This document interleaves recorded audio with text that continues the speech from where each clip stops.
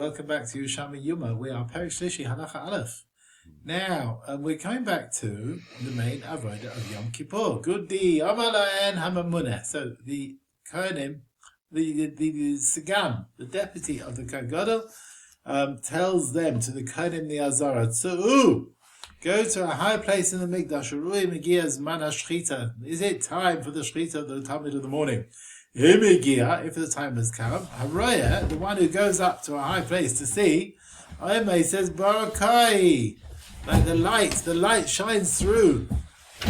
Right? Masechet ben Shmuel, he says, Hey, Panei Kala Mizrach, the whole eastern side is light.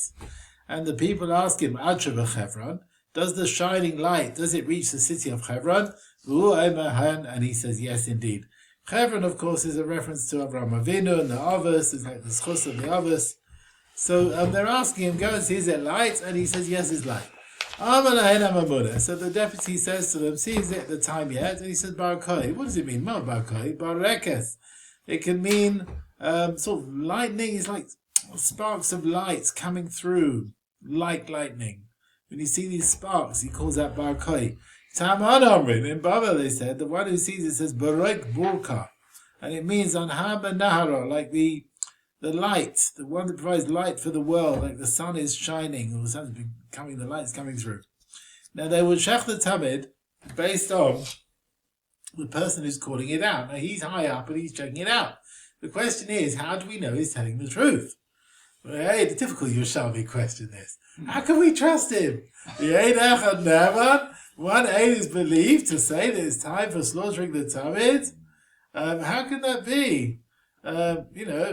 So now, Shani Yachav, the way is different here.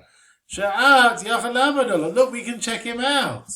If it's true, we're going to see the light ourselves a bit later on, even the people on the ground. So he's believed to say something which we're going to check out ourselves anyway.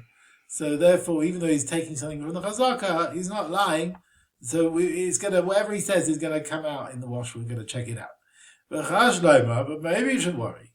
But at the time when he said it, it wasn't yet the time. And the sheker, we're not going to find it out. And until we go, the guy comes back and tells us, by then it's already light. And the people won't know that at the time when he called out Barkoi, it wasn't yet time.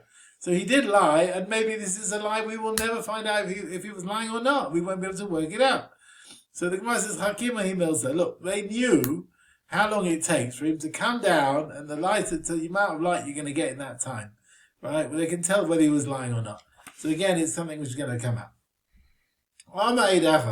If a witness says, no, that ish, the child was born, Pliny Shabbos, was born on Shabbos, Molonai, so then they will do a bris milah for the child on the following Shabbos, I'll pay based on him. If one witness comes along and says, Chashecha, Motzi Shabbos, is ready Motzi Shabbos when the child was born, and therefore we know, and that makes up, now remember in the old days, a viable child had to be 9 months, right, but not 8 months, right? 8 months was not considered a time for a viable pregnancy. So the question is now, if a witness tells us the child was born in the 9th month and not the 8th month, therefore we assume it's a viable child. So therefore, Metatulai said we can move the child up here based on this person. So the witness is believed to say the child is not a nefel and therefore he's not muksa, we're allowed to move him on Shabbos. He would carry a child based on the women who are going with the mother. They give evidence he was born in the 9th month, he's not a nefel. He would carry the child based on the light of the sun. It was noticeable when the night, it was already night time when the time of birth, and they knew the child was born in the 9th month, and again, it's a viable child. He would do a bris for a child on Shabbos based on the edus of the women. The Amar who said, yeah, the sun was already shining on the place of Sulsis on the day of Shabbos when the child was born. So after the person says, yes, it's all light everywhere, they'll ask him, now did it reach Hebron? Now, who's bringing Hebron into it?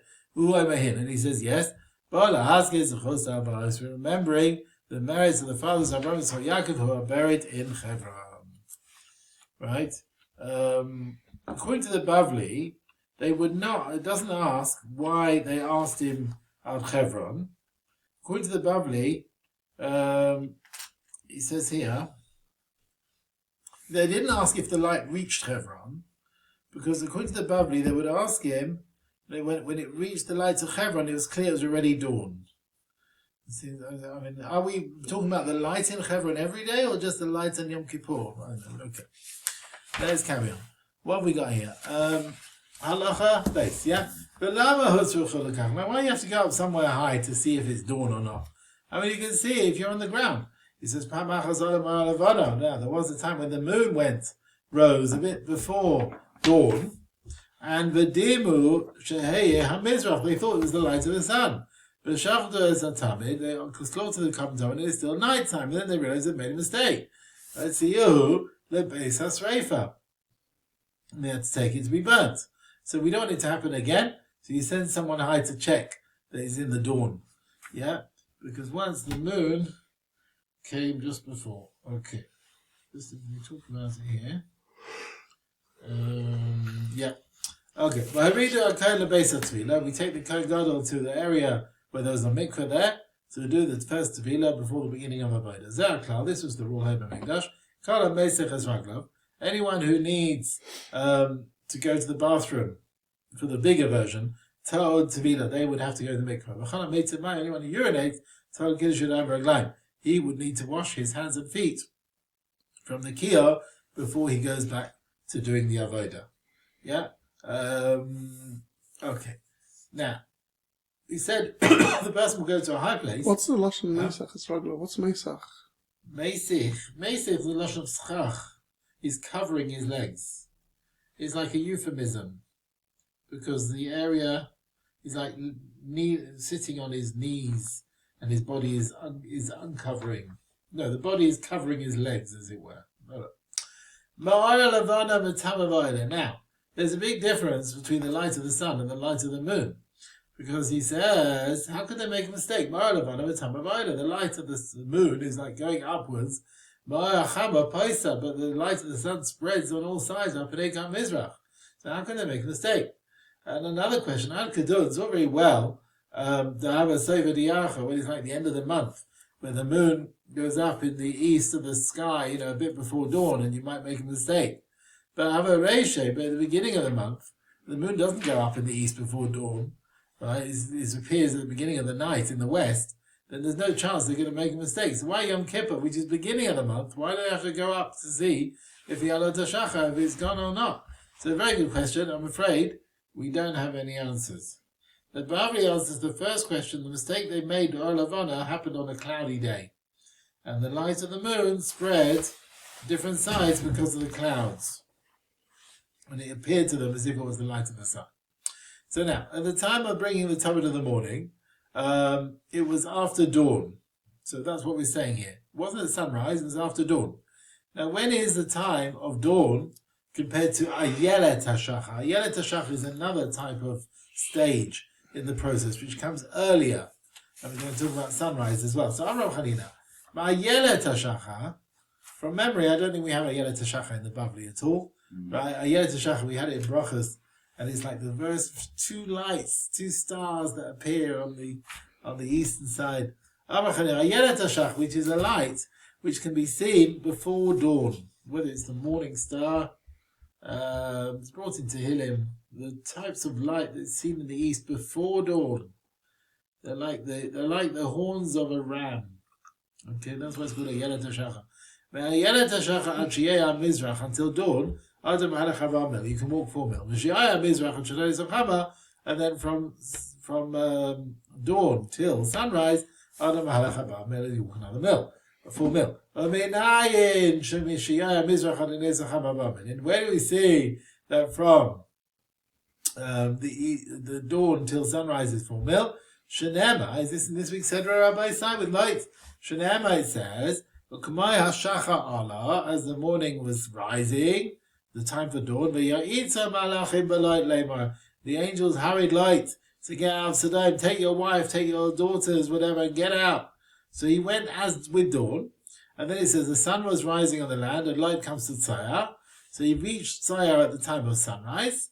where the sun was already high on the ground, and it could be a period everywhere. And you see that from dawn till sunrise, he went from Sodom to Tzor. And the distance between the two is 4 mil. So therefore we learned that the distance the person travels is 4 mil. Of course, in Bavli you have the whole Gemara Masechet over there, but it's 4 mil, 5 mil, whatever it is. So that's what we're saying now. From dawn till Netz is 4 mil. Now, is that the case? Min Sodom leZayah 4 million. Is it 4 mil? Surely it's much different. It's a much bigger distance. Arazira. Now the Bavli learns that he hurried them along the Akfitza Saderech. Yerushalmi doesn't say that. That's your Machlokes Babi Yerushalmi for the Seder of the week. Yerushalmi says he made a hole through the mountains.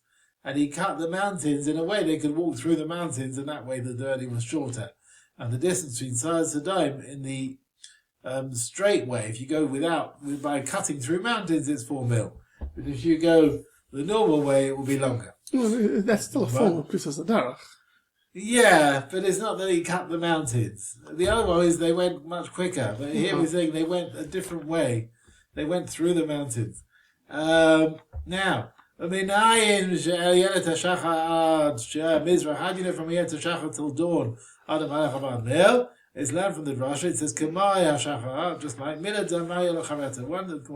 one is like the other. So the time before dawn is like the time after dawn before sunrise. This very early light, the one who says it's sort of a star, so he's making a mistake. Sometimes it comes a bit earlier, it comes a bit later. Whereas Ayelet HaShachar has got a fixed time. So what is it then? What is it? Two little lights that come from the east and provide light at a fixed time before dawn. And that's what's called Ayelet HaShachar. It looks like horns of a ram, whatever it is. Yeah. Ayelet HaShachar, Kane Ha'ayala, like a female ram, a ewe really, isn't it? A ewe doesn't have horns. It's Kane Ha'ayal, which is a type of ewe, sort of thing. Okay. Let's carry on. Now, Dalma, we have a story. Rav Chia Ruba, Rav Shimon ben Chalafta, have a mahalchin. They were going on the way, Ba'adar Bikas Arvel, in the Bika called Arvel, Bikritzta, early in the morning, before sunrise. Ra'u Ayelet HaShachar, Shabaka Ora, they see the beginning of this light. And this Ayelet HaShachar. Rav Chia Ruba, he said, Rav Shimon ben Chalafta, Rebbe, great man, Kachi Gulasan Shalisot, so is the redemption. But Chila Kima, first, a bit by bit, because as it goes and gets stronger and stronger. So the Geula in the beginning, with a small redemption, will get bigger and bigger until the redemption is complete. My time, and what's the source of this? I stay in the dark, and Hashem is a light for me. So it's like the darkness. You see us going from Golos to Geula is like coming from darkness to light. Just like the morning comes bit by bit, so also the redemption of the Jewish people. And this was the goal of the Jewish people in the time of Mordechai and Esther. B'tzchela, in the beginning, it says, Mordechai Yeshev v'Sha'ar Melech. Mordechai sat in the king's gate, and he heard about Big Son V'Seresh, and then he gave this to the king. It was written in the book of Chronicles, and that was the beginning of the redemption. And after that, it says, Vayikach Haman es halavush v'es hasus.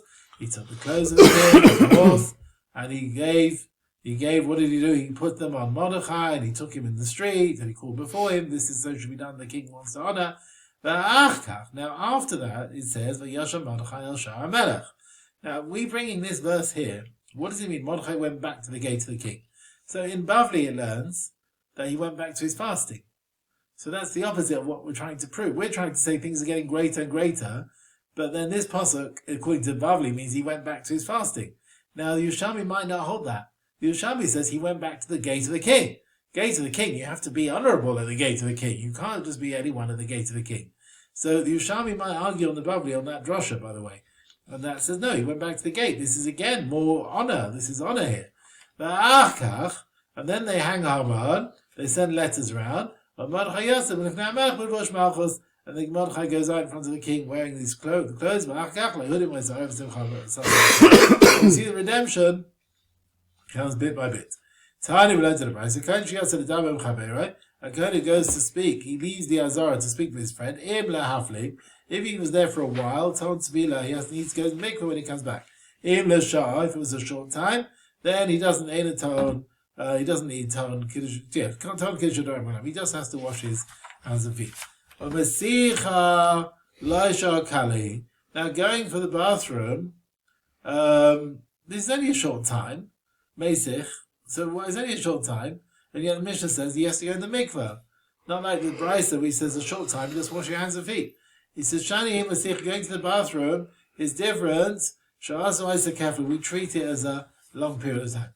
Tani learned to the Brisa. Yashin, if a Kohen sleeps in the Azara, he needs to go to the mikveh. And it's not if he dozed, just wash his hands and feet. Now with Yashin Tan Tvila, do I need to tell it to you? Like in Tani Ruchia, didn't he learn Lais Yeshiv Azara, the Macha Beis David Bavad? Only Beis David could sit, no one else could sit. Even Beis David couldn't really sit in the Azara. So you couldn't really sit there, you couldn't sleep there. So I don't need to tell you that he needs to go in the mikveh. So Tirto took my case, Shesamach Atzma Lekoisel in the Azara. He's like leaning against the wall in the Azara of Yerushalmi, and he's like standing, and therefore there's no Isur, and then when he wakes up, he still needs to go in the mikveh. He says David sat. You're telling me Beis David didn't sit. No, it means he concentrated in tefillah, not that he actually sat. Okay, halacha gimel. You with me? Yeah. You can't anyway. You can't come in the avodah to do the avodah. Even if you're tired, you have to go to the mikveh first. 5 tevilas, 10 washing hands and feet. Total cutting done on this day of Yom Kippur. And all of them were done in the holy place of the Azara, in the mikveh, which was al Beis Hapava, on the roof of the Beis Hapava room. Right? The Beis Hapava room, we will see in the Gemara. Bishkas Beis Hapava, where they salted the skins. It was in the Azara on the south side. It had the Kedusha of the Kedushas Azara. The roof also had the same Kedusha. Okay. Usually the roofs were not holy, but this one was holy. Now, who built, what was his name? Where did Beis Hapava come from? Now, there's a lot of discussion on this. Parva, I mean, if you look in Rashi and the Gemara, Parva was a magician. But how does that make sense? Why are we interested in magicians? Some say he did teshuvah. Some say he was killed there after he did teshuvah. We wouldn't call a room after someone who was a Rasha. Some say he dug underneath the ground of the Azara to see the avodah of the Kohen Gadol, and they noticed the digging under this room, and they found him, and they called the name Parva to remember what had happened. Okay, so all the other ones were holy, except for the first tevilah, the first dipping that he does, which was not in the Azara. This is the correct answer. Usually he didn't go to the Azara or to do avodah. I feel a tar, actually you have to go to the mikveh. Now, not only that you go in the Azara avodah, this way to read it. Not only if you're going in to do the avodah, you need to go to the mikveh. And I feel avodah. If you're not actually going to do the avodah, you still have to go to the mikveh. Right? We seem to have in our Mishnah, you're going to the Azara to the avodah. But not for the avodah, it sounds you don't need. According to this case, no. Either if you're going in for no reason, you still have to go in the mikveh. What's the need for this tefillah for Adam Tahar before he goes in the Azara? He's Tahar.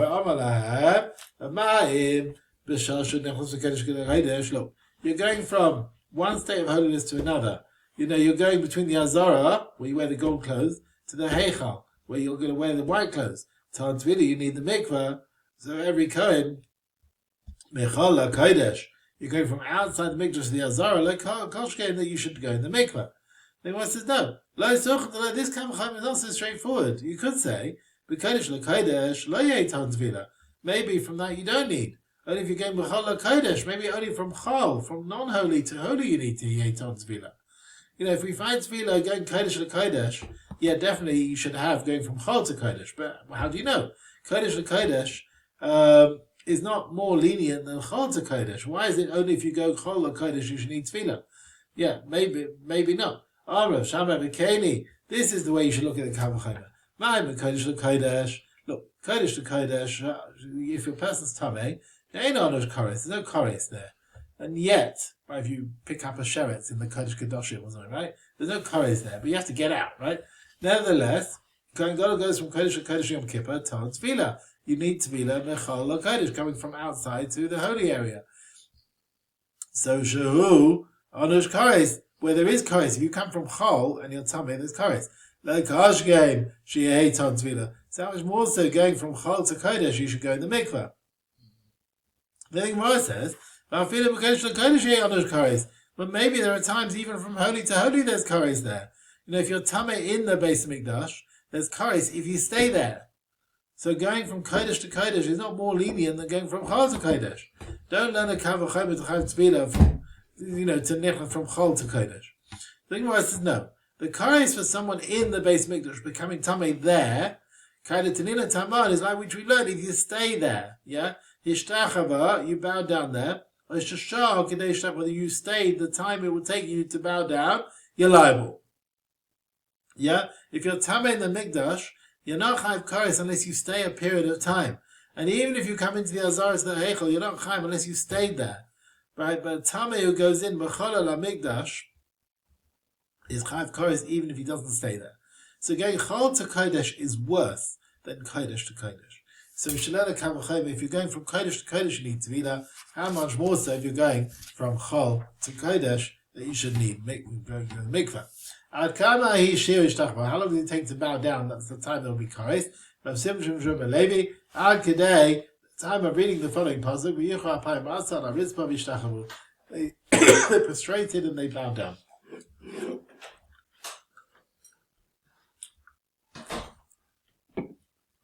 Rabbo Moisif, he added to the shir, the time will take B'hodas Lashem Kitayv. Rabmana Moisif adds until the pasuk to the end, Kila Elam Chasta. So, what is Haida Lashem Kitayv? Okay, so that's a different length of time. Now, according to Ben Zoma, the mikveh is someone going to the Azaras, learn from the Kavachomer, from the Tefillah of the Kohen Gadol in Yom Kippur. Now, Tani, we've learned in the Brayso, Amrav Yehuda, Kol Asma La'eskinu Tefillah Zu, Ele B'nei Tefillah Tzrach. So he's saying, this whole Tefillah, for a Tahar person going in the Azara, why should a Tahar person going in the Azara, why does he need to go in the mikveh? He said, it's not really for the Tefillah itself. It's not really for itself. So what is it then? It's basically because of something else. We're trying to prevent some other problem. Because look, you might go in the mikveh before you go in the Azara, and at that point you will remember, maybe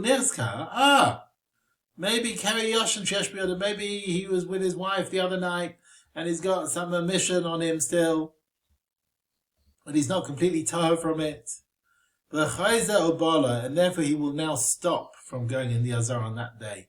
Because he was Tameh, he can't go in the Azara, even after Twitter, he has to wait for nightfall. Do you understand? So he's saying going in the mikveh here is just to prevent any other trouble of him suddenly realizing actually he's got a carry and he's not allowed to go in. That's why this whole tefillah is here. Now we're going to bring Rabbi Yehuda about tefillah's balei keri to Kanas Ezra.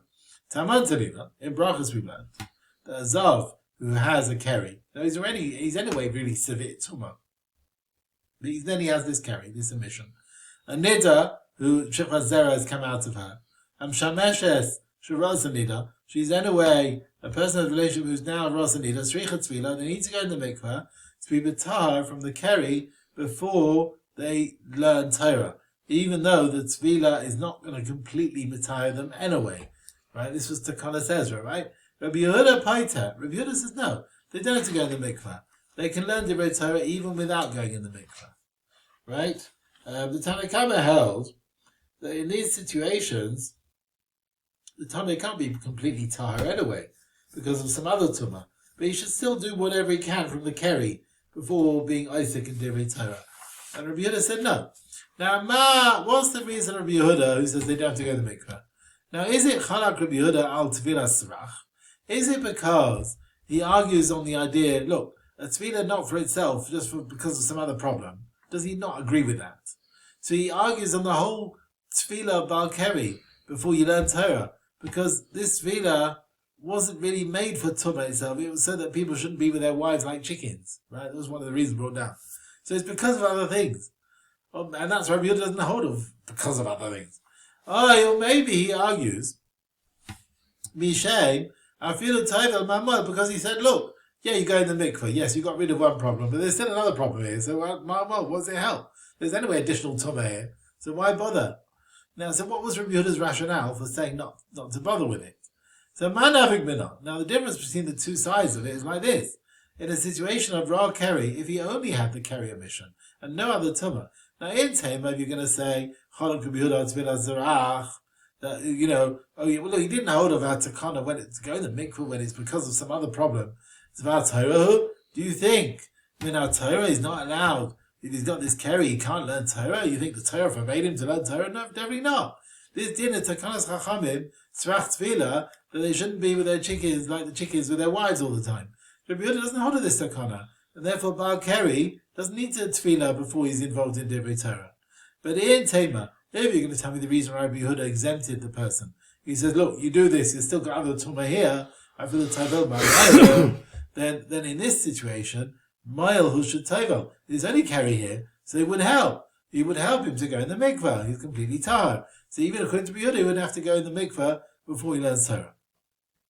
So the Gemara works out the answer from the words of Rabbi Yehuda about tefillah, someone who goes in the Azara, Kadada Tani, like that which we've learned. I'm Rabbi Yehuda, Kol Asma Le'eskina Tefillah Zu. The whole purpose why they allowed this tefillah element is tefillah tzrach. They only were masakin this for a tahar person coming in the Azara, not for itself.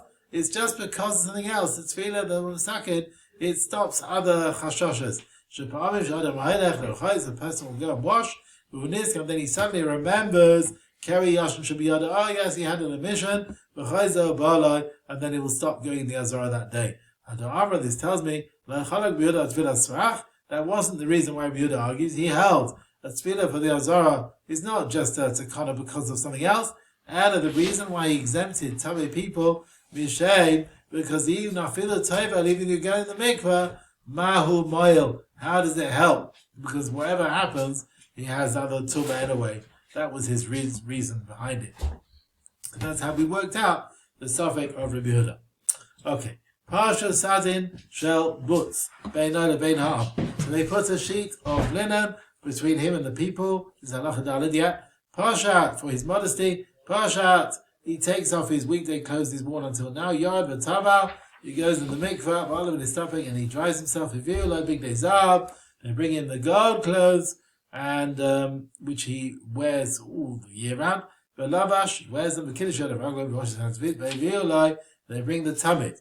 Ukrotzai, he cuts the neck, the shear shchita, but he doesn't finish the job. Umish mirek acher shchita, someone else has to finish the shchita because he has to receive the blood. So he can't finish the shchita and receive the blood. So he does most of the shchita. The kebel as dom, and then he receives the blood, was raka and sprinkling it on the mizbeach.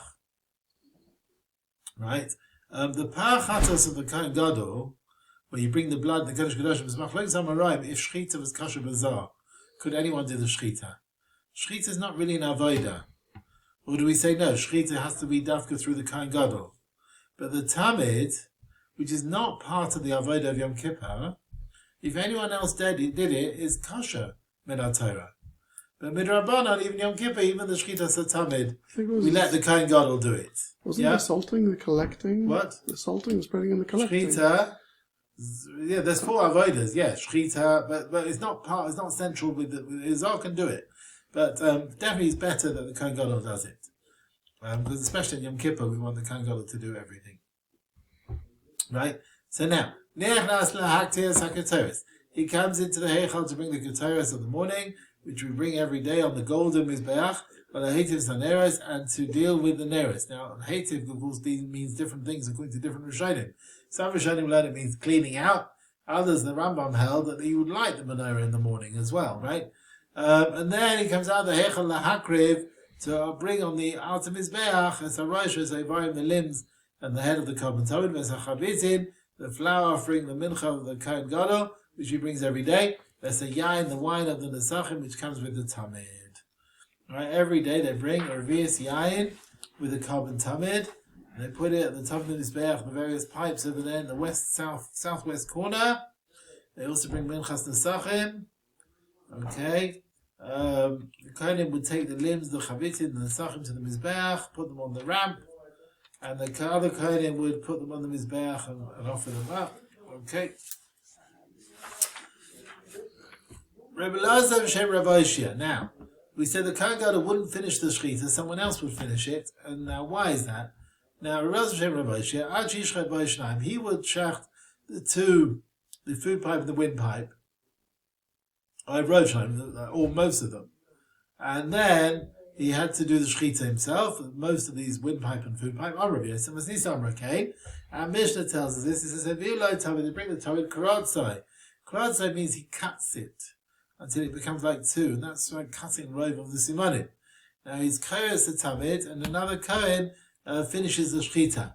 So you bring a machlokes. What's with kohes? If it says with Nebuchadnezzar, it says keretz mitzafon bar.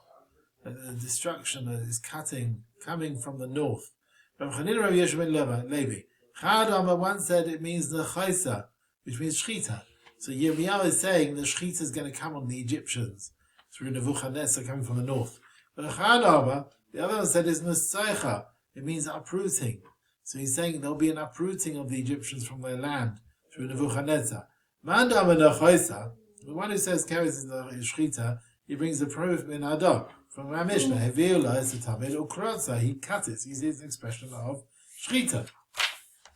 Manda Ama, the one who says Nesaicha, it is magliana. It means you're uprooting it, moving it from their land. And he brings a raya from Pasuk Elihu, said to Eov, Mechome karatzi gamani. So I've also been ruined, and I'm like you. So keretz can also be an expression of uprooting. Okay. Haketeres halacha hey. You carry on a bit more, yeah. Halacha hey. So the tamid, the keteres of the morning, was brought between the sprinkling blood of the tamid and offering up the limbs of the mizbeach. The keteres ben abayim, the one of the keteres in the afternoon, is a kreva ben avarim between the limbs of the tamid and the nesachim and the wine. If he was old or a bit fussy and he couldn't take the cold in the mikveh, we heat up hot water on Erev Yom Kippur, and on Yom Kippur, we pour it into the cold water, to take off the chill. Now, the keteres in the morning was between the sprinkling of the tamid and the emurim. And the Gemara says, what's the source for this? It says, the tamid of the morning, you should do it baboker. With the keteres, it says, you bring it keteres of baboker. So they have the same reference, baboker. So which one do we do first? So Yigdom Dava, Shenema Baboika, one of them has got a double expression. To do that first. The Dava Shalay Nema Baboika. One has two double expression. The keteres in the morning, so keteres Samim Baboika. So we put that first. Mayat, if that's the case, then we should do Afilu Ledamai. Then put it even before the blood of the tamid. Not like the Mishnah, which says you bring the keteres after the blood of the tamid. Rabila, he says, Kefzachot Tasa, Higdim Boy, Masa, we do one action of the tamid first, before anything else. So avoid of the blood of the tamid has to come before the keteres. I bring a brisa about the order between the tamid and the wood on the mizbeach. See it says, Baboika, one sheep you do in the morning, the tamid. Oksiv ba'etzim with the wood, putting the two logs every morning, he says Baboika. So you can do Baboika, so do the two logs first. Now what are you talking about? What are we talking about here? If you're telling me you put the wood before putting the limbs on the mizbeach, now how are they going to be burnt? They're burnt with the wood. Obviously we have to put the wood first. Right? The limbs are on the fire, which is coming from the burning of the wood. So it's possible you have to put the wood first. What are we talking about? Even for the avoid of the blood of the tamid. Right? That the wood has to come before the sprinkling of the tamid. See if it says ba'etzim with the putting of the wood, baboika. Uksiva keteres baboika. So they both have the double expression. Which one should come first? Right? Mi machshir mi. Well, which one allows the other? Eitzim machshir as a keteres. You're going to put the keteres on the coals which are taken from the part of the wood on the mizbeach. So the wood has to come before the keteres. We come and see. So the wood comes before the blood. The blood comes before the Keteris. So it's clear that's the order. And you want to say, because they are Masechet the Keteris, I mean, it's obvious. I don't need to learn it from this Svara. Of course I need it. It's not because I didn't know this halacha. The wood comes before the Keteris. The Bryce says because the wood allows the Keteris. I mean, that's clear. The wood has to be before the Tamid, and the Keteris is later. But there is a need for this Brysa, that the wood is considered a Masechet for the Keteris for another reason. The Yeshiva wanted to say, what is it that allows the Keteris? The coals that you bring on for the Keteris, but maybe the wood, maybe is not considered a hasher for Keteris. Rav Lazar says, Male Asham. Remember the herb they were putting the Keteris to make it go straight up. That's considered a Masechet for the Keteris. So they had a svara to say that putting the wood is not considered a preparation, a hasher for the Keteris. So the Brisa therefore has to tell you that's not right. That putting the wood on the maracha is also considered a hasher for the Keteris. Ne'emar b'tamid, it says with the tamid of the afternoon, you shall bring it ben arbaim. Ne'emar with the Keteris in the afternoon, it says ben arbaim. So which one comes first? Samuch le'neiros, and it says that with the Keteris next to the neiros of the menorah. So the Torah put together the Keteris with the menorah. The ne'emar b'neiros, you find that it says v'adam erev ad boker. You have that expression to the evening to the morning. So we learn the neiros is like the last thing done of the day. So Yeruchadav, we will delay the Keteris. Shenem by Ben Abayim, someone that's quoted next to the menorah. The menorah is the last thing. The Keteris is next to it. So we'll delay the Keteris as opposed to the Talmud, which doesn't have that expression. Me'ata, if that's the case, then let's delay the Keteris. I feel the Nesachin, even for the Nesachin, the wine that comes with the Talmud. Let's put the Keteris next to the Neiros. But Mishnah says you bring the Keteris between the Talmud and the Nesachin. We do the wine after the Keteris, before the Neiros. Rav Hila said, the time of the afternoon, it says, Ta'aseh, Icha by Maseh. One action of it has to be a bit later. So we'll delay the wine of the Tamid. Rabbi Bun Bachir Baikum Rav Hila. Here you're saying, now with the Tamid of the morning, you're saying Ta'aseh, which tells me put something earlier. Hiktin by Maseh. Here you're saying Ta'aseh means put something later. Icha by Maseh. That doesn't make sense. Rav Hila, Tam Medrash and Medrash Ben Yana. Every Dosh in its place. Toin Shal Shacha B'Klam B'Ochahaya. We should delay the Keteris. So Masa Baloma Tasa, why does it Tasa? Hikdim by Masa will delay, so we'll bring forward one action of the carbon before the Keteris. And that's the word of the day. Whereas Tamid Ben Abayim, Bichlam Mugdam Haya. We've already learned with another drosh, you should bring the Tamid Ben Abayim before the Keteris. So why does it say Tasa? Masa Baloma Tasa. That one aspect of the carbon has to be after the Keteris, and that is the wine of the Tamid. Rav Zeira Mekalisle, and he was praising Rav Hila, the Tzarachle, and he called upon him, Banya Daraisa, the one who builds the Torah. Now, in order to remove the chill from the mikvah, what do? We heat up the water before Yom Kippur, and we put hot water in. Now, Tani related to the price, Rav Yehuda, Ashas Shabbat Zalai Matich Oisvag Yom Kippurim. So he's saying they have clumps of iron, which they heated up before Yom Kippur, and they put them into the cold water. They should to remove the chill. Are you not putting out fire on Yom Kippur? The metal, which is fiery metal, has got a din like fire. You're putting it out. And a mitzvah Savra Rabbi Yehuda hold, and others malachas Yom Kippurim, do others not apply? Of course that can't be. And Rav Yehuda, Rav Shimon Amar, they said like this, the same thing. Now Rav Shimon holds, Melacha, which is not Tzricha L'Gufa, is Mutter Ben HaTorah, right? Where there's no purpose from the end result. You don't need the main Melacha. Rav Yehuda holds, according to he says, putting out this, heating cold water by this metal, there's no Ism Ben HaTorah. It's Ein Tzricha L'Gufa, right? I don't need the putting out of the fire, of the metal fire. I've got no purpose for that. So therefore it's not Chaim. Now, like in Saba Bema, didn't Rav Yechon say elsewhere, Rav Yosef Shimon Shnei Amar Davar Echad, they said Mlach Chen Tzricha L'Gufa is Mutter Ben HaTorah, and therefore Rav Yehuda holds this. Name, I would let's say Rabbi Yosef, Rabbi Yehuda, Rabbi Shimon, Shlosh Amud Avar. Let's say they all three they say this. Rabbi Yochanan didn't mention Rabbi Yehuda as saying Lachshin Tzvil L'Gufa is Mutzvah. He must hold that it's not like that. And a mitzvah son Rabbi Yehuda, it could be that Rabbi Yehuda held She'ein Taledes Ha'esh, that Ka'esh. You know what? Something formed. Red hot is not like fire itself. The hot iron is not considered like fire. And putting it in cold water, you're not over a malacha kiboy. Okay? Allocating, he says, you know what? Let's see the machlokes Rabbi Yehuda and Mishnah. This is to explain the machlokes. Rabbi Yehuda Meba. Rabbi Yehuda wanted to say, She'ein Taledes Ha'esh Ka'esh. Something, the derivative of fire is not like fire. So the iron is not fire. And you can put it in the mikveh. Rabbana Zavri, Mema, and the Chachamim wanted to say, Taledes Ha'esh Ka'esh. It is like fire. And therefore, it's considered Eish. You can't put in the mikveh Yom Kippur the water you're putting out the fire. So therefore the Chachamim, they've said it's better to add in hot water. Now, even according to Yehuda, Yecham Lechamin. Yeah, heat hot water before Yom Kippur, put in the mikveh. Why is he preferring hot metal or whatever, not water? The reason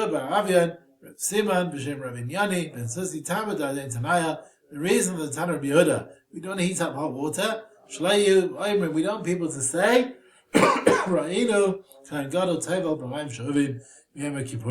we saw the Kohen Gadol going in Maim She'uvin, in drawn water. It wasn't a mikveh. They'll think it was a mikveh of drawn water, and they'll think that is kosher. To be continued, Rabbi Sai. Now, of course, the Bavli, by the way, doesn't discuss putting out this iron, because according to the Bavli, there's no issur kibbutz begacheles. There's no issur of a metal thing putting it out, because it can't make a wick. Remember Pachamim making wicks? The Bavli holds there's no such thing. It doesn't make a charcoal to make a wick. Right? The Bavli asked in Rabbi Yehuda on the other side that putting the hot metal into the cold water, you're mitzaref, you're making the metal, you're strengthening the metal, you're finishing the touches of the metal. And therefore it's makeh b'patish. Remember that? That's what the Bavli discusses over there. Okay, to be continued, Rabbi Say.